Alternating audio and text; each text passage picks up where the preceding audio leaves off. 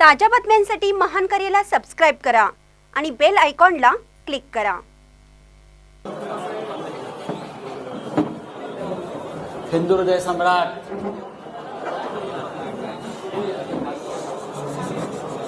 शिवसेना प्रमुख बाळासाहेब ठाकरे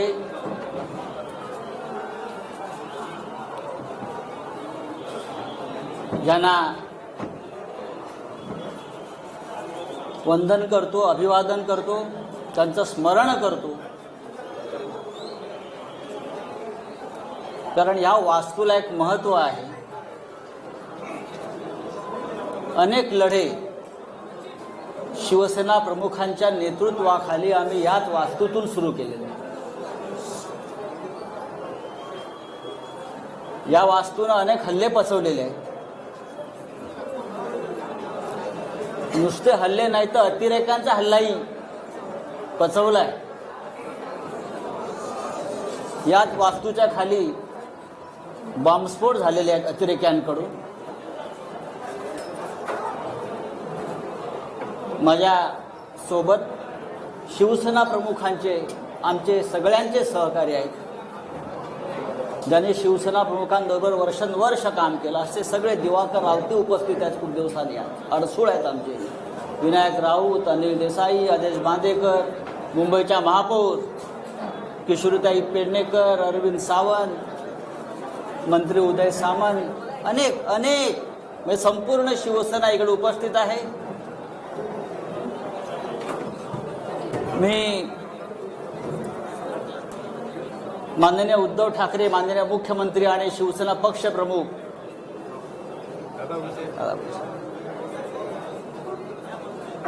यांना सुद्धा इथूनच नमस्कार करतो। कारण ते वर्षा बंगल्यावरून आपली पत्रकार परिषद पाहतायत। त्यांचा आत्ताच फोन होता, माननीय शरद पवार साहेबांचाही फोन होता, महाविकास आघाडीतल्या प्रत्येक प्रमुख नेत्यांचा मला आत्ता एक 5-10 मिनिटांपूर्वी फोन होते। सकाळपासून त्यांचे फोन सुरू आहेत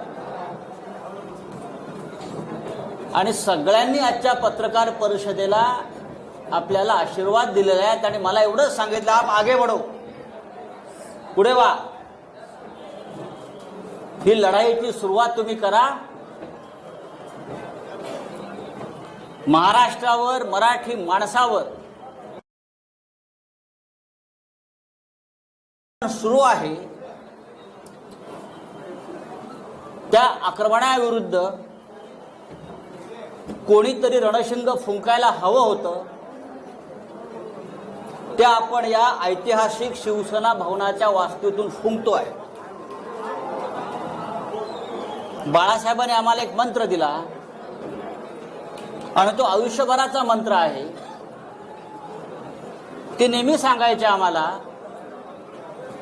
तू काही पाप केलं नसशील, तुम्ही काही गुन्हा केला नसेल, तुझं मन साफ आहे तर कुणाच्या बापाला घाबरू नका। आणि आज उद्धव ठाकरे सुद्धा आपले पक्षप्रमुख याच पद्धतीनं ही शिवसेना पुढे घेऊन जात आहे। आजची पत्रकार परिषद घेण्याचं प्रयोजन यासाठीच आहे की आम्हाला संदेश द्यायचा आहे की महाराष्ट्र गांडूची अवलाद नाही।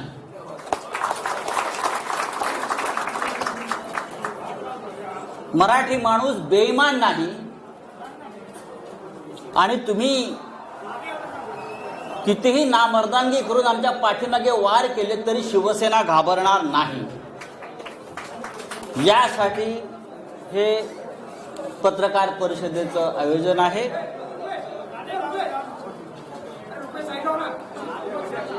गेल्या काही दिवसापासून आपण पाहताय त्यांना पाडायचं आहे, घालवायचं आहे आणि त्यासाठी केंद्रीय तपास यंत्रणांचा गैरवापर सुरू आहे। खोटे आरोप, बदनाम्या, केंद्रीय तपास यंत्रणांचा दबाव। एकतर तुम्ही सरेंडर व्हा, गुडघे टेका, नाहीतर सरकार आम्ही घालवू, अशा प्रकारच्या धमक्या सतत दिल्या जात आहेत. पहा ना, भारतीय जनता पक्षाचे जे प्रमुख लोक आहेत रोज तारखा का देत आहेत?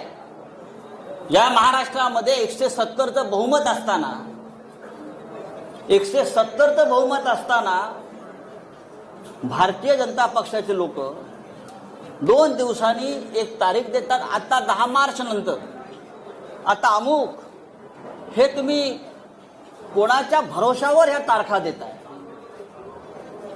व्यंकय्या नायडू यांना आम्ही एक पत्र लिहिलंय, त्या पत्रापासून सुरुवात झालेली आहे. राज्यसभेचे चेअरमन व्यंकय्या नायडू, उपराष्ट्रपती यांना मी एक पत्र लिहून केंद्रीय तपास यंत्रणा महाराष्ट्रात काय करतायत आणि माझ्यासारख्या राज्यसभा सदस्याला कशा प्रकारे त्रास देऊ पाहतायत याचं कारण इतकंच आहे की साधारण 20 दिवसापूर्वी आणि त्याच्या आधी भारतीय जनता पक्षाचे काही प्रमुख लोक मला भेटले. हा विषय दिल्लीत मी सांगितलेला आहे. भारतीय जनता पक्षाचे काही प्रमुख लोक मला भेटले, ज्यांना मी ओळखतो. 3 वेळा मला ते भेटले आणि त्यांनी मला वारंवार हे सांगण्याचा प्रयत्न केला की तुम्ही या सरकारच्या प्रवाहातून बाहेर पडा. कोणत्याही परिस्थितीमध्ये आम्हाला हे सरकार घालवायचं आहे. आमची संपूर्ण तयारी झालेली आहे. एकतर आम्ही इतर राष्ट्रपती राजवट आणू, नाहीतर काही आमदार आम्हाला आमच्या हाताशी लागतायत, त्यांना तोडून आम्ही हे सरकार बनवू. तुम्ही मध्ये पडू नका. तुम्ही आम्हाला मदत करा आमचं सरकार येण्यासाठी. मी म्हटले कसं काय शक्य आहे? 170 आमदारांचं बहुमत तुम्ही कसं काय उद्ध्वस्त करू शकता, पायदळी तुडवू शकता? या लोकभावना. ह्याच्यावर त्यांनी मला सांगितलं, जर तुम्ही काही लोकांनी आम्हाला मदत केली नाही तर तुम्हाला केंद्रीय तपास यंत्रणा तुम्हाला टाईट करतील. हा शब्द आहे, टाईट करतील आणि फिक्स करतील. मी आता त्यांची नावं घेत नाही, पण मी भविष्याची.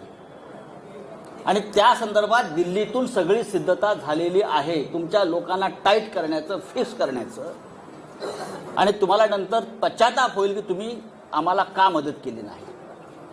मी म्हटलं काय हरकत नाही, तुम्ही काही करू शकता, पण महाराष्ट्राच्या सरकारला किंवा ठाकरे सरकारला नख लागेल असं कोणतेही कृत्य आमच्या सरकारकडून होणार नाही. त्यांनी मला असंही सांगितलं, तुम्ही पाहिलं असेल की सध्या पवार कुटुंबांवर धाडी पडतायत. सध्या त्याच काळात सध्या पवार कुटुंबावर धाडी पडतायत आणि ते सुद्धा प्रकरण सोपं नाही. आम्ही त्यांना सुद्धा टाईट करतो. शरद पवार आणि मी नंतर माहिती घेतली तर त्याच दरम्यान 1 दिवसाच्या आड दुसऱ्या दिवसापासून पवार साहेबांच्या म्हणजे पवार कुटुंबियांच्या घरावर सातत्यानं धाडी पडू लागल्या. ईडीचे लोक हे त्यांच्या घरात, त्यांच्या मुलींच्या घरात, बहिणींच्या घरामध्ये 8-8 दिवस जाऊन ठाण बांधून बसले, बाहेर पडायला तयार नव्हते. आणि तिथे सुद्धा ह्याच प्रकारच्या धमक्या त्यांना दिल्या जात होत्या. मी जेव्हा त्यांना नाही सांगितलं की तुम्ही या भानगडीत पडू नका, आम्ही प्रतिकार करू, आम्ही प्रतिकार करू, सरकार पाडण्याचा प्रयत्न झाला तर महाराष्ट्रामध्ये ठिणगी पडेल, तेव्हा त्यांनी मला असं सांगतात ते की काही होणार नाही, आम्ही केंद्रीय पोलीस बल आणून सगळ्यांना थंड करू. ईडी तर आहेच, केंद्रीय तपास यंत्रणा आहेच. आणि तिसऱ्या दिवशी ताबडतोब माझ्यावर आणि माझ्या आसपासच्या लोकांवर ईडीच्या धाडी पडायला सुरुवात झाली. तिसऱ्या दिवशी अत्यंत वाईट पद्धतीने पहाटे 4 वाजता, पहाटे 3 वाजता आणि त्याच्या आधी धाड पडण्याआधी तो मुलुंडचा जो दलाल आहे तो पत्रकार परिषद घेतो आणि सांगतो की आता संजय राऊतांना अटक होणार आहे, आता ईडीचे लोक त्यांच्या घरी पोहोचणार आहेत, या माणसाच्या घरी पोहोचणार आहेत. हा काय प्रकार? तुमचं सरकार महाराष्ट्रात आलं नाही याचा तुम्ही सूड अशा प्रकारे केंद्रीय तपास यंत्रणांचा, सीबीआयचा, ईडीचा गैरवापर करून आम्हाला त्रास देता आणि तुम्हाला असं वाटतं की आम्ही झुकू. बाळासाहेब ठाकरेंनी आम्हाला शिकवलं नाही गुडघे टेकायचं, अजिबात. हे शक्य नाही. तुम्ही काही करा, हे सरकार पडणार नाही. मी वारंवार त्यांना सांगत राहिलो आणि जेव्हा जेव्हा मी त्यांना सांगत आलो त्या दिवशी माझ्या नातेवाईकांच्या, माझ्या मित्रांच्या घरावर रेड पडत गेल्या. म्हणजे मला फ्रेम करण्यासाठी त्यांनी माझ्या आजूबाजूच्या लोकांना फ्रेम करण्याचा प्रयत्न केला. खोटी प्रकरण आहेत सगळी. जे जे आरोप माझ्यावर झालेले आहेत त्यातलं एकही प्रकरण खरं नाही. कोणत्याही प्रकरणात, कोणत्याही धंद्यात अशा प्रकारच्या, मुळात मराठी माणसानं धंदा करू नये असं यांना वाटतं म्हणून ते आपल्याला टाईट करतात. माझी मुलं असतील, माझे नातेवाईक असतील, माझा मित्र परिवार असेल, प्रत्येकाला बदनाम करायचं, खोट्या नावाने फोन करायचं. आत्ता तुमच्याकडे ईडी पोस्ट आहे, मुलांना फोन करायचा. उद्या सकाळी 4 वाजता ईडी आणि सीबीआय तुमच्या घरी येत आहे. उद्या सकाळी तुमच्या वडिलांना अटक करून घेऊन जातील. इतकं निर्घृण पद्धतीनं राजकारण या महाराष्ट्रामध्ये कधी झालं नव्हतं. हे भारतीय जनता पक्षानं नालायकपणा सुरू केला आहे महाराष्ट्रामध्ये. गेल्या काही वर्षापासून आपण पाहतोय, वर्षभरापासून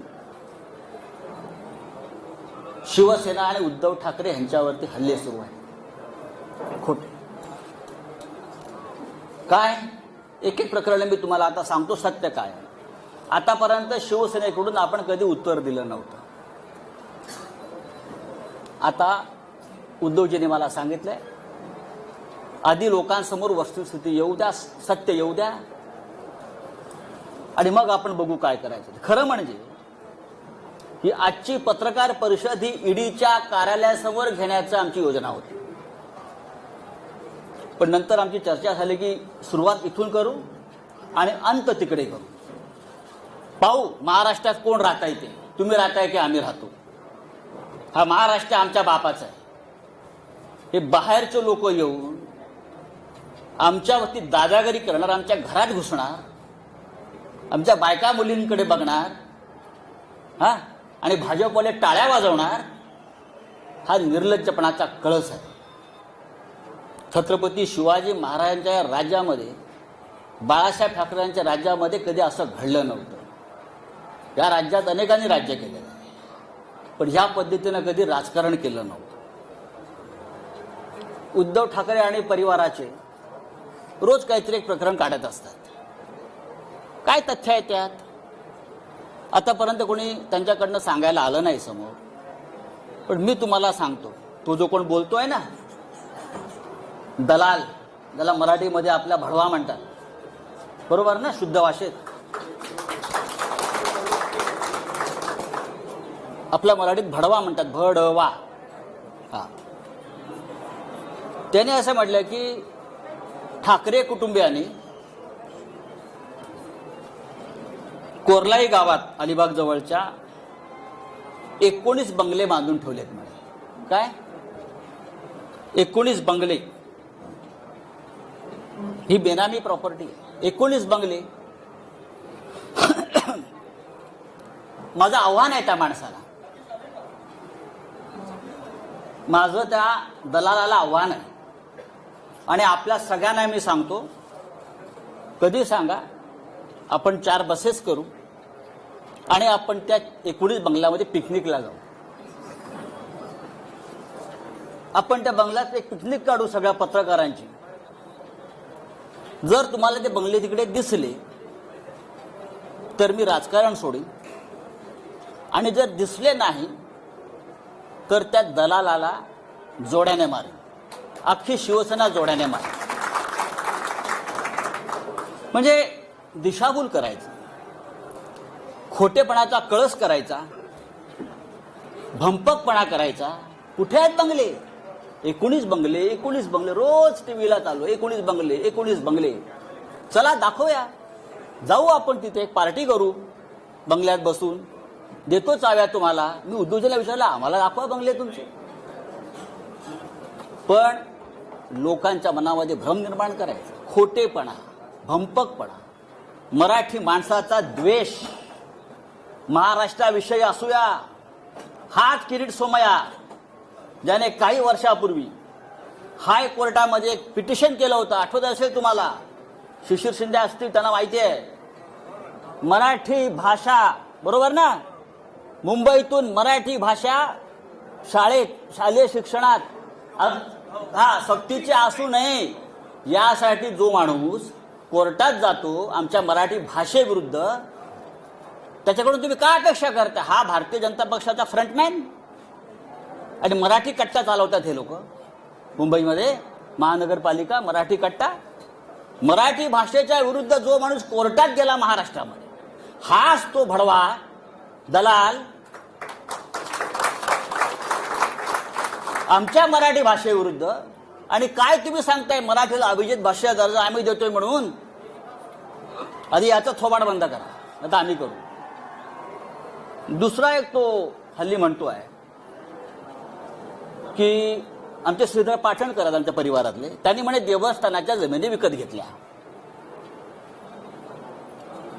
कर्जतला. मी स्वतः माहिती घेतली, मी काय पाटणकरांशी बोललो नाही, पण मी स्वतः माहिती घेतली त्या संदर्भात काय आहे. माझं त्याला आव्हान आहे हा आरोप करणारा. पाटणकरांनी देवस्थानाची जमीन कुठे आणि कशी विकत घेतली तुम्ही दाखवा. जी काय जमीन तुम्ही दाखवताय ही जमीन त्यांनी, म्हणजे हे बापरे, आणि याच्याकडून त्याच्याकडे, त्याच्याकडून ह्याच्याकडे, त्याच्याकडून ह्याच्याकडे, त्याच्याकडून ह्याच्याकडे, असे मध्ये 12 लोक आहेत आणि 12व्या माणसाकडून पाटणकरांनी खरेदी केली. त्यांचा आणि देवस्थानाचा काही संबंध नाही. 2014 साली ही जमीन त्यांनी सलीम बिलाखियाकडून घेतलेली आहे. बिलाखियाने अविनाश कडूकडून घेतलेली आहे. अविनाश कडूने अर्जुन गुरवकडून घेतलेली आहे. अर्जुन गुरवने विठ्ठल गुरवकडून घेतलेली आहे. अशी एक मोठी अशी काय त्याच्यामध्ये नाव आहे. देवस्थानाकडून जमिनी आम्ही खरेदी केल्या. काय कशा करता? संजय राऊत आमचे आनंदराव अडसूळ ते वारंवार सांगतायत की मी निर्दोष आहे, माझ्यावरती खोटे आरोप आणि हे फ्रेम केलेले आहेत, तरी त्यांच्या विरोधामध्ये बोलत राहायचं, त्यांची बदनामी करत राहायचं. आनंद अडसूळ आमचे, भावना गवळी, रवींद्र वायकर, अनिल परब आणि सगळं झालं होतं मग माझ्याकडे. कारण मी म्हटलं सरकार पडू देणार नाही, प्राण जाय पर वचन न जाय. तेव्हा माझ्या मागे लागले. त्यांनी केलेला प्रत्येक आरोप हा खोटा आहे. माझ्या आयुष्यामध्ये मी कधी चुकीचं काम केलं नाही. आज सकाळीच मला कळलं की माझ्या बँकेत ईडीचे लोक गेले आहेत. माझ्या बँकेत सारस्वत बँक, स्टेट बँक, मला तो फोन आला की ईडीचे लोक आले. काय म्हणून? तुमचे 20 वर्षाचे म्हणे बँकेचे स्टेटमेंट्स घेऊन गेले. 20 वर्षाचे. बोलो ठीक आहे, घेऊन जाऊ द्या. बरं, ईडीचा तपास कसा आहे बघा, फार गमतीचा तपास आहे. माझं गाव अलिबाग. आता माझी जमीन लहानसण जी असेल ती अलिबागलाच असेल ना, ती मॉरिशसला नसेल, किंवा भारतीय जनता पक्षाच्या नेत्यांप्रमाणे कुठे लंडन अमेरिकेत माझ्या प्रॉपर्ट्या नसतील. 50 गुंठे जमिनीचा तपास ईडी करत आहे. किती? 50 गुंठे जमिनीसाठी ईडीच्या लोकांनी गेल्या 15 दिवसापासून त्या गावातल्या, किहीम गावातल्या आणि इकडल्या मुंबईतल्या त्यांच्या नातेवाईकांना, म्हणजे कोणाची 2 गुंठे जमीन, कोणाची 1.5 गुंठे जमीन, अशा आम्ही पूर्वी घेतलेल्या जमिनी मिळून 50-55 गुंठे, टोटल 30-40 लाखाच्या पुढे व्यवहार नसेल. पहाटे 4 वाजता घरात घुसायचं, त्या गरीब लोकांना उचलायचं आणि ईडीच्या कार्यालयामध्ये आणून बसवायचं आणि धमक्या द्यायच्या, तुला जेलमध्ये टाकील, तू संजय राऊतांच्या विरुद्ध लिहून दे की तुला त्याने किती कॅश दिली. गरीब लोक आहेत, घाबरतात. त्यातले काही लोकांचे आई वडिलांकडून घेतलेले आहेत, ते मरून गेलेले आहेत बरं का. 12-12, 14-14 तास बेकायदेशीरपणे त्यांना डांबून ठेवण्यात आलं. कोणत्या कायद्यानं? कोणता तपास आपण करताय? 55 गुंठे जमिनीचा तपास ईडी करताय. किती मोठं काम आहे ईडी समोर. धमक्या देत आहेत. दादागिरी करता है, जेल में डालेंगे, इधर नहीं तिहार के जेल में डालेंगे, तिहार के. सगळ्यांचं नोटिंग झालेलं आहे. हे कोण आहेत ते बघू 2024 नंतर काय करायचं ते. ही कोणती पद्धत आहे? आमच्या मुलीच्या लग्नाच्या हिशोबाला लागलेत फुलवाले, पताकावाले. आश्चर्य वाटेल, मेहंदीवाल्याकडे पण गेले. मेहंदीवाल्याकडे गेले. मेहंदी हे नेल पॉलिश करणारे. कितना पैसा दिया, कितना पैसा दिया? हे ईडीचं काम, हे ईडीचं काम. गुजरातमध्ये 25,000 कोटीचा घोटाळा झाला. त्यांच्या डोळ्यासमोर 2 वर्ष FIR नाही घेतली तुम्ही. 1 वर्षापूर्वी मुंबईत एक लग्न झालं एका भारतीय जनता पक्षाच्या नेत्याच्या मुलीचं. आम्ही काय बोललो का? ते वनमंत्री होते म्हणून त्यांनी त्या लग्नाचा सेट जंगलाचा केला, जंगलाचा. आणि त्याला फील यावा जंगलाचा म्हणून ते कार्पेट टाकलं होतं. त्याची किंमत 9.5 कोटी रुपये होती. ईडीला काय दिसलं नाही का? हे आम्ही म्हणतो घरातलं लग्न आहे, घरात शिरायचं नाही. पण आमच्या घरात तुम्ही शिरता अशा पद्धतीने. म्हणजे ही काय पद्धत काय? मुलांच्या घरात तुम्ही शिरताय, मुलांच्या दुकानात शिरताय, मुलांच्या कामाच्या ठिकाणी शिरताय, दादागिरी करताय, देख लेंगे बोलताय. अरे बघा ना, मी सांगतो बघा. मी पहिला माणूस आहे सांगणारा की बघा म्हणून. बघूनच घ्या. जेलमध्ये टाकणारा टाका, मी जायला तयार आहे. पण माझ्याबरोबर तुम्ही सुद्धा असाल सगळे. आता मी काही गोष्टी तुम्हाला सांगतो, हळूहळू त्या सांगायला हव्यात.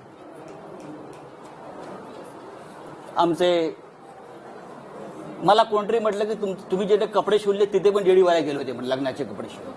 मुलुंडला टेलर आहे आमचा एक, तिथे गेले होते, किती कपडे शिवले म्हटलं. म्हणजे ईडी हा काय प्रकार आहे हे तुम्हाला कळलं पाहिजे म्हणून तुम्हाला मी सांगतो. मैंने जहां कपड़ा सिलाया ना मुलुंड में, वो टेलर के पास भी ईडी के लोग आए थे. क्या क्या सिलाया, कितने सिलाया, कितना बिल दिया, कितने सूट सिलाया. अब सिर्फ जूते वाले के पास जाना बाकी. हाँ, जाने दो कहाँ जाना हो चाहिए, लेकिन टक्कर शिवसेना से आप ध्यान में रखिए.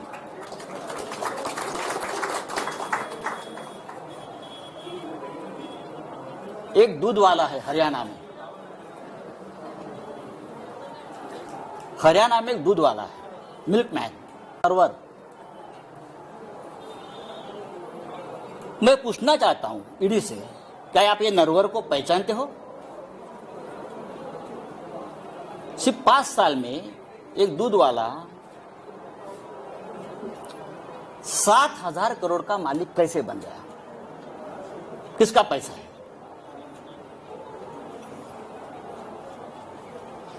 7,000 करोड़ का मालिक कैसे बन गया? जब से महाराष्ट्र में बीजेपी की सरकार आ गई तब से उसका महाराष्ट्र में आना जाना शुरू हो गया. बीजेपी के नेता मुख्यमंत्री के घर में उनका तो खुला आना जाना रहता था. उसके बाद उसकी प्रॉपर्टी बढ़ने लगी. किसका पैसा उसके पास है? किसने किया मनी लॉन्ड्रिंग?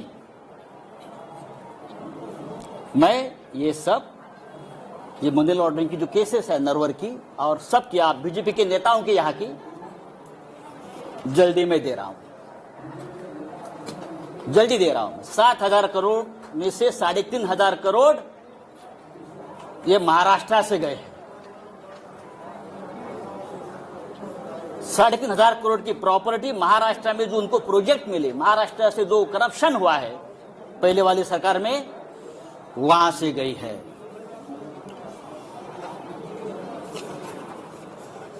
महाराष्ट्र में सबसे बड़ा घोटाला जो है फडणवीस सरकार के काल में बहुत हो गया, लेकिन सबसे बड़ा घोटाला हुआ है महा आईटी में. 25,000 करोड़ का घोटाला है। 25,000। कौन है अमोल काळे? कहां छुपाया है उसको बताइए। Who is Amol Kale? Who is Vijay Dhavangale? सबके अकाउंट्स, सबके लिंक्स, सबके मनी ट्रांजैक्शंस, सबके किसके साथ जुड़े हैं, बिना टेंडर किसको कॉन्ट्रैक्ट मिले हैं, पैसा कहां कहां गया है। 2 दिन में जाएगा ईओडब्ल्यू के पास, फिर जाएगा ईडी के पास। 5,000 करोड़ का तो हिसाब मेरे पास आया है। 5,000 करोड़ का हिसाब मेरे पास आया है, वो जाएगा। हमारी 1 गुंठा जमीन आप निकाल दो, हमारे कितने बंगले, 19 बंगले निकाल रहे हो जो नहीं है जमीन पर। हाँ, मैं सेंटर ही हूं, आप मुझे नहीं बदल सकते। आप मुझे बताइए, ईडी के पास काम नहीं है क्या? जो हमारे जैसे मिडिल क्लास लोग जो है महाराष्ट्र में, उनके पीछे पड़े हो। पढ़ना है तो पढ़ लीजिए, लेकिन आपने गलत आदमी से पंगा लिया है। आपने शिवसेना से पंगा लिया है, आपने महाराष्ट्र से पंगा लिया है। मैं इतना आपको बताना चाहता हूं। अब मैं वापस आता हूं, परत आता मी येतो। तुमचे प्रिय जे रोज असतात ना तत पप करत, त्यांनी म्हणे पीएमसी बँक घोटाळा काढला। पीएमसी बँक घोटाळा। दुसरे काढलंय पत्राचाळ, आणि पीएमसी बँक घोटाळा पत्राचाळीशी त्यांनी आमचा सगळ्यांचा संबंध लावला। माझं तिथे बँकेत कधी खातं नाही, मला ती बँक कुठे माहित नाही। पत्राचाळ मी अद्याप बघितलेली नाही। ठीक आहे, माझ्या आसपासचे मित्रपरिवार त्या व्यवसायात पुढे असतील, मला माहित नाही, असू शकतात माझे। आणि मी कधीही ज्यांची ज्यांची नावं घेतली आहेत ते सगळे माझे मित्र आहेत, मी कधी टाळणार नाही। मी पळपुटा नाही, माझे मित्र आहेत ते, आणि माझे मित्र आहेत म्हणून त्यांना फ्रेम केलेलं आहे, पण मला माहिती आहे, मला त्रास देण्यासाठी। आता हे जे कोणी आहेत तुमचे दलाल, भडवे, ज्याला आपण मगाशी म्हणत होतो, ते वारंवार जे सांगतायत की पीएमसी बँक घोटाळ्यातले पैसे वापरतायत, आले आहेत। राकेश वाधवान, मला वाटतं नाव त्यांचं, राकेश वाधवान हे पीएमसी बँक घोटाळ्यातला एक असा आरोपी आहे। तो बिल्डर आहे मोठा, तो होता। बरंच काय काय सांगतात। आमचे सगळ्यांशी त्याचे संबंध आहेत, आणि पीएमसी बँक घोटाळ्यातले पैसे आम्ही वापरतो आहोत। आता फार एक महत्वाची गोष्ट मी तुम्हाला सांगतो। राकेश वाधवानला त्या काळात कोण ओळखत नव्हतं, सगळेच ओळखत होते। राकेश वाधवानच्या खात्यातून बीजेपीच्या अकाउंटला 20 कोटी रुपये गेलेले आहेत पक्षनिधी म्हणून। बीजेपीच्या अकाउंटला 20 कोटी ऑफिशियली गेले राकेश वाधवानच्या, हे सगळ्यांना माहिती आहे। पण आता हे जे महाशय बोलतात आमच्यावर कि राकेश वाधवान, पीएमसी बैंक घोटाला, भ्रष्टाचार, ईडी वाले सुनो, अगर ईडी वाले कहा सुनते होगे, आज मेरी बात उनको सुननी पड़ेगी। आज ईडी और सीबीआई, ईओडब्ल्यू, प्रधानमंत्री और गृह मंत्री आज मेरा ये जो स्पीच है वहां बैठकर सुन रहे, मुझे मालूम है। ये जो है अभी किरीट सोमैया ना, क्या उसका नाम, हाँ, वो बोलता है कि राकेश वाधवान एक भयंकर मानुस है, उसने भ्रष्टाचार किया है, पीएमसी बैंक घोटाला किया है, लोगों का पैसा डुबाया है। अब मैं पूछना चाहता हूं भाई, ये निकॉन इंफ्रा कंस्ट्रक्शन कंपनी किसकी है? निकॉन इंफ्रा कंस्ट्रक्शन कंपनी किसकी है? ये कंपनी किरीट सोमैया की है, उसका फैमिली की है, नील किरीट सोमैया की है। और वो राकेश वाधवान का पार्टनर है।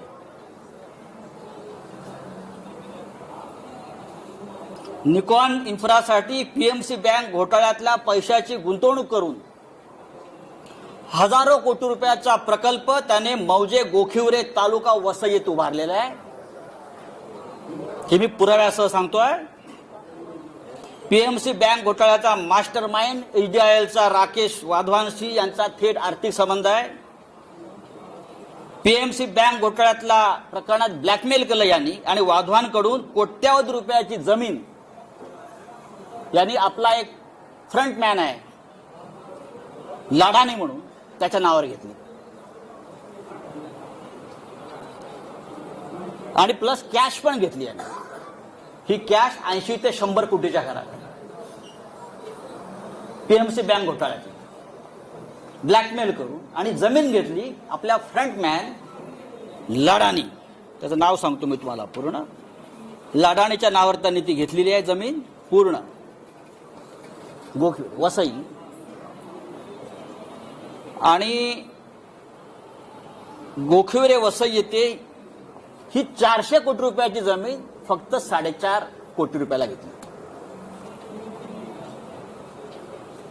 अशा 2 जमिनी त्याने घेतलेल्या आहेत। एक जमीन 7 कोटीला घेतली आणि त्या जमिनीवर जी कंपनी आहे या कंपनीचा डायरेक्टर नील किरीट सोमया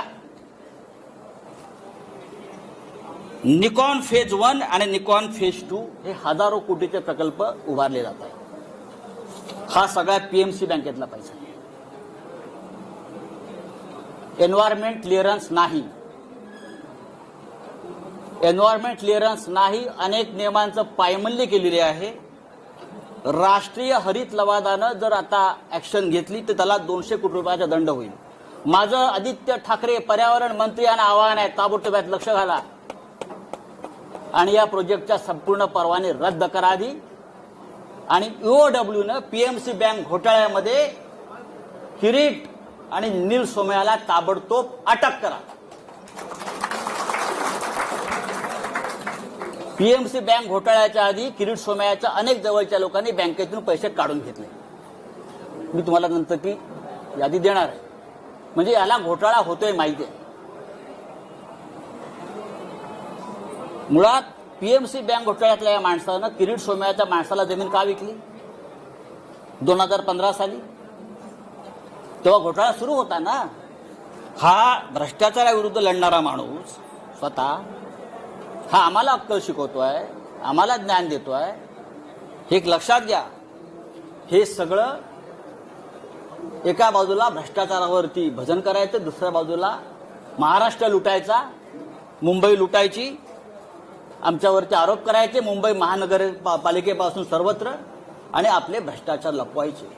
हा किरीट सोमया हा भारतीय जनता पक्षाचा सध्या मुंबईतला चेहरा आहे, लक्षात घ्या। हे जे आहे हा देवेंद्र रजनीकांत लधानी त्याचं नाव आहे। He the front man of Kirit Somaiya, आणि त्याने राकेश वाधवानशी व्यवहार केलेला आहे मोठ्या प्रमाणात, कोट्यावधी रुपयाचा। ते सगळे पैसे पीएमसी बँक घोटाळ्यातले आहेत, ते सगळे पैसे ते व्यवहार हे त्या बँकेसंदर्भातलेच आहेत, आणि 1540 संदर्भातले पैसे सुद्धा याच्यामध्ये गेलेले आहेत। याची संपूर्ण चौकशी महाराष्ट्राच्या मुख्यमंत्र्यांनी करावी, यांचं माझं बोलणं झालेलं आहे। हे फक्त मी 5% सांगितलं आहे, कारण बाकी सगळे पेपर्स आज जातील। दुसरी गंमत तुम्हाला सांगतो, पीएमसी बँक घोटाळ्याचा तपास ईडी करताय। हे सगळे कागद ईडीकडे मी 3 वेळा पाठवलेले आहेत। हे सगळे पेपर्स, ऑल डॉक्युमेंट्स भ्रष्टाचाराच्या या किरीट सोमयाच्या गेल्या 3 महिन्यामध्ये मी किमान 3 वेळा ईडी कार्यालयात पाठवलेले आहेत। तुम्ही 1 गुंठे 2 गुंठेवाल्यांना बोलवता, आणि मी बघितलंय हा किरीट सोमया आतमध्ये बसून ईडीच्या कार्यालयामध्ये दही आणि खिचडी खात असतो रोज। हा त्याच्या बापाचं राज्य आहे का इथे? तुम्ही आमच्या मराठी लोकांना बोलवणार, तुम्ही आमच्या मंत्र्यांना बोलवणार, तुम्ही आमच्या आमदार खासदारांना बोलवणार, और ये जो लोग हैं ईडी का करप्शन इस हद तक है कि ये सब लोग ईडी के वसूली एजेंट बन गए हैं। और मैं ये बहुत दावे के साथ कहता हूं। अब और एक मैं आपको बहुत इंटरेस्टिंग और मजे की बात बताने चाहता हूं। ईडी वाले सुनो और हिम्मत है तो मेरे घर पर आइए।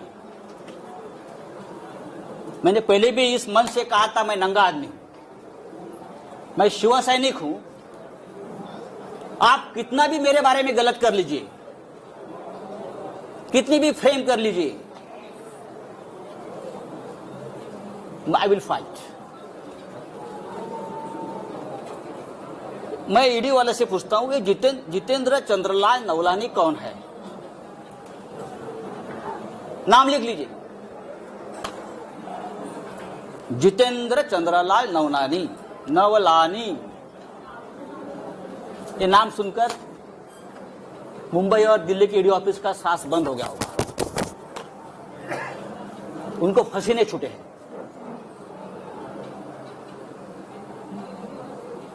चार महीने से मुंबई के जो बिल्डर्स है बड़े बड़े, उनसे वसूली चल रही है ईडी के नाम पर।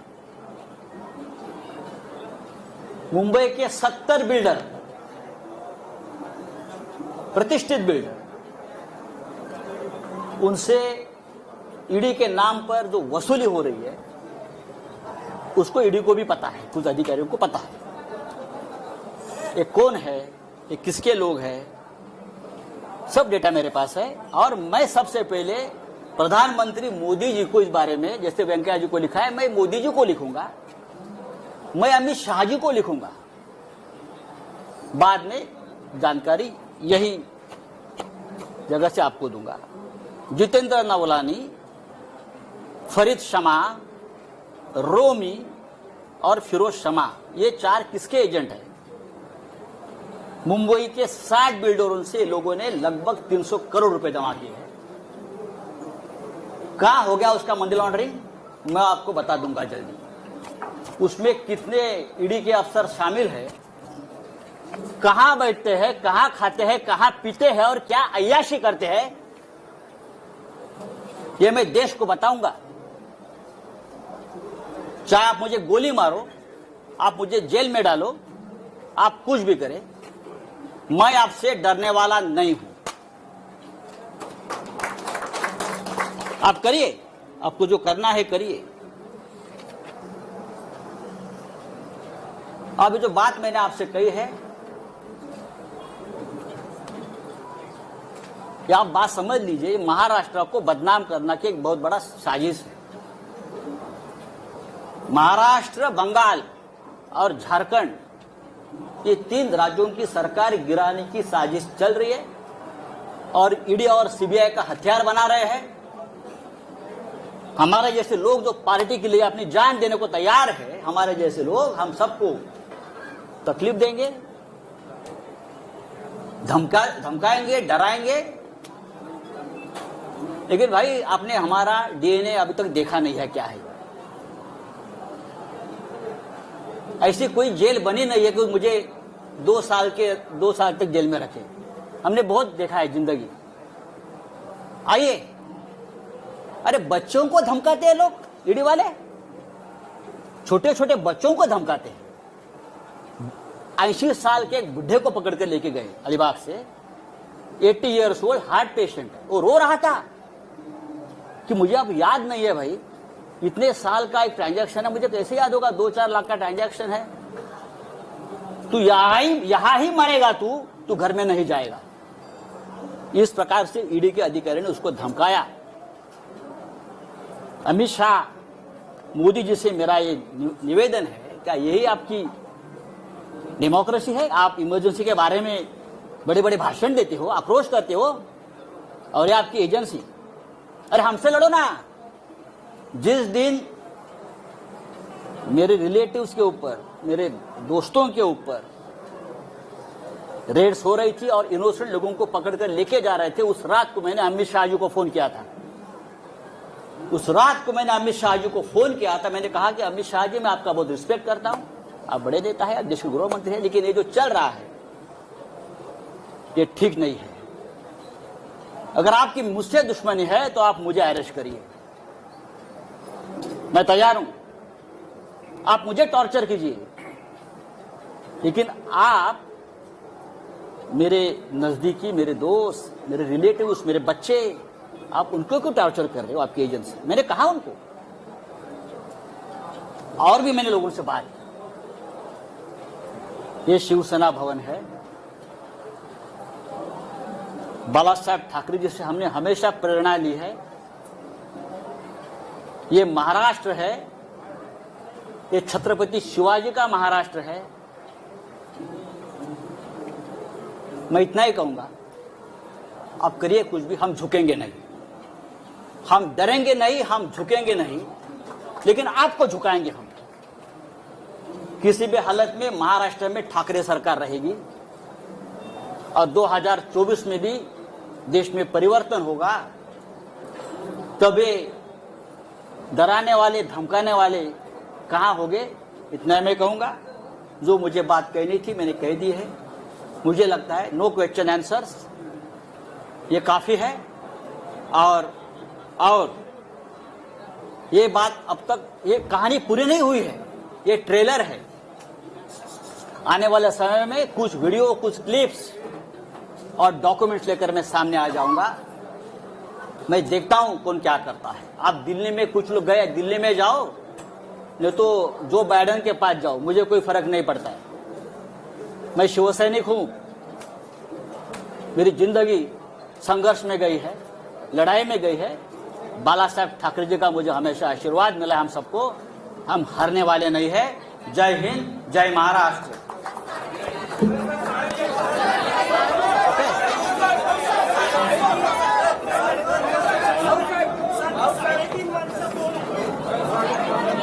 अजून एक और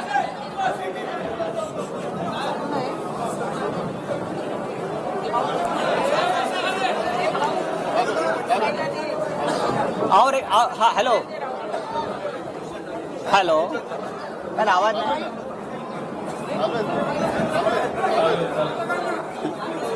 देवेंद्र फडणवीस जी का और एक फ्रंटमैन है जिसका नाम मोहित कंबोज।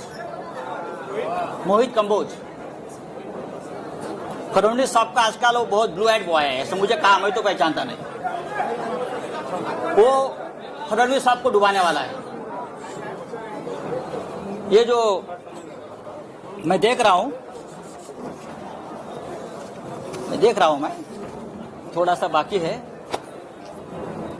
ये जो पत्राचाल वाला इशू निकाला है ना, ये पत्राचाल की जमीन खरीदने वाला है मोहित कंबोज है। सबसे बड़ा घोटाला, और उसमें भी पीएमसी बैंक का पैसा लगा है। पीएमसी बैंक को डुबाने वाला, वहां का करप्शन का पैसा ये पत्राचाल में लगा है। और मोहित कंबोज का वहां एक द लग्जर कंस्ट्रक्शन प्रोजेक्ट बन रहा है पत्राचाल पे, और हम पे उंगली दिखा रहे हैं। दूसरी बात है कि और एक है, सॉरी, उसके बारे में मैं और बता दूंगा। कागज कहाँ गया? और एक कागज था उसका, हाँ, राकेश वाधवान, जो मैंने नाम लिया था, राकेश वाधवान, उसके पास से ये मोहित कंबोज के केबीजी ग्रुप ने 1,65,000 स्क्वायर मीटर की जगह में 40 एकड़ क्षेत्र में से 455,715 स्क्वायर मीटर, जिसकी कीमत है 12,000 करोड़, मोहित कंबोज ने खरीद लिया। कितने में खरीद लिया? 100 करोड़ में सिर्फ। कैसे? किसका पैसा है? और लोग बोलते हैं ये हमारे फडणवीस साहब का ब्लू आइड बॉय है। ब्लू आइड बॉय है ये। Kamboj bio farming private limited, KBG ventures, Ironman real estate, Tirth experience private limited, KBG hotels, शिवाबी hotel, silver stick film company, Kaal Bhairav ventures, Naps media solutions, PM reality, Kaal Bhairav, उसमें किसका पैसा कहां से आया है फडणवीस साहब, सिर्फ आपको ही मालूम है। धन्यवाद।